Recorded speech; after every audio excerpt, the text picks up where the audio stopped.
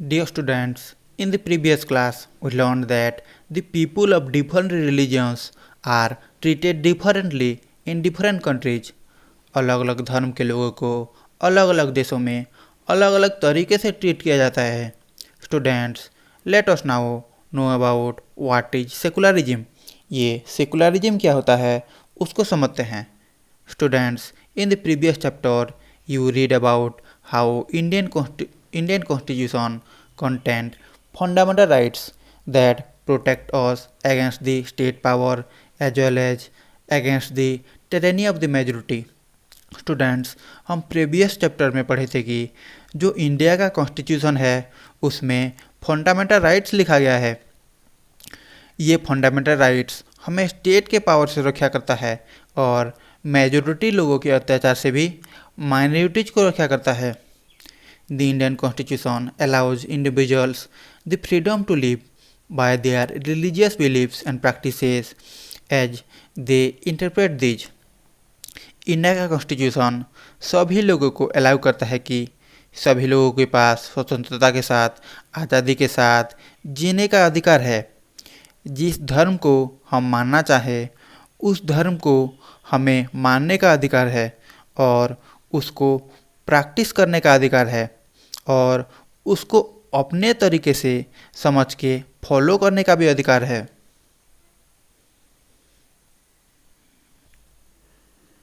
Students, in keeping with this idea of religious freedom for all, India also adopted a strategy of separating the power of religion and the power of the state.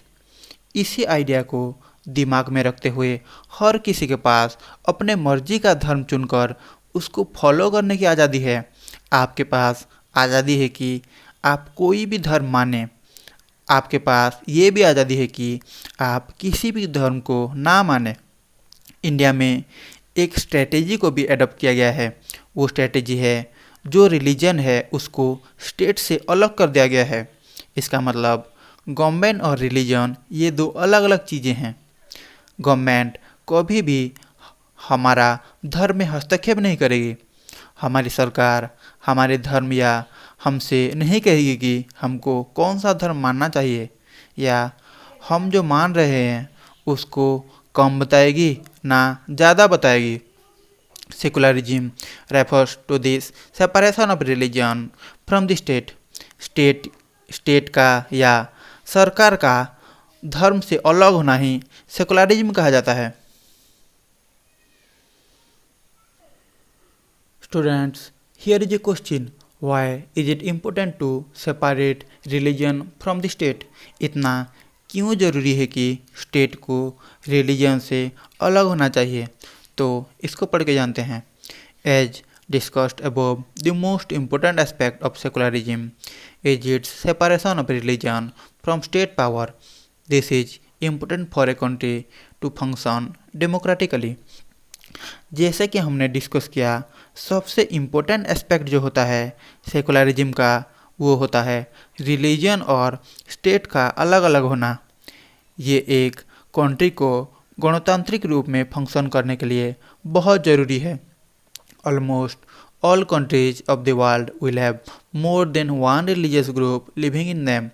Within these religious groups, there will most likely be one group that is in majority.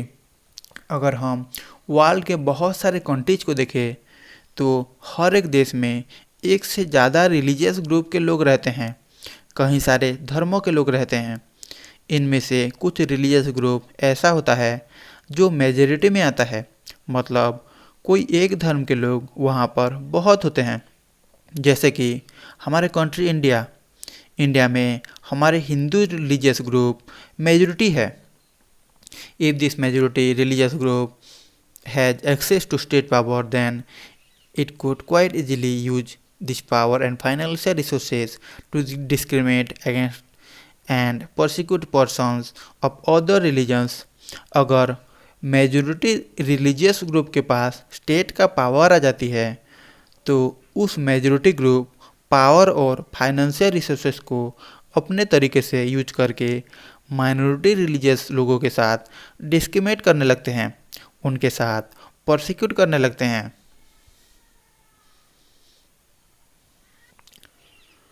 Students, this tyranny of the majority could result in the discrimination, coercion and at times even killing of religious minorities। जो majority religious group का अत्याचार बढ़ जाता है तो उसकी वजह से भेदभाव होता है, कोर्सन की संभावना होने लगती है। कोर्सन मतलब जोर जबरदस्ती करना।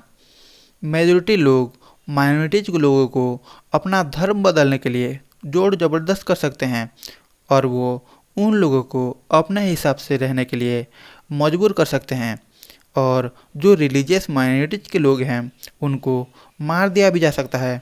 जैसे कि हमने पढ़े थे, जर्मनी में यहूदी धर्म के लोगों को हिटलर ने मार देने के आदेश दिए थे। The majority could quite easily prevent minorities from practicing their religions। Any form of domination based on religion is in violation of the rights that a democratic society guarantees to each and every citizen irrespective of their religion। जो majority group के लोग होते हैं जिनके हाथ में power होता है, वो माइनॉरिटी ग्रुप के लोगों को उनके धर्म के हिसाब से रहने के लिए उनको रोक सकते हैं।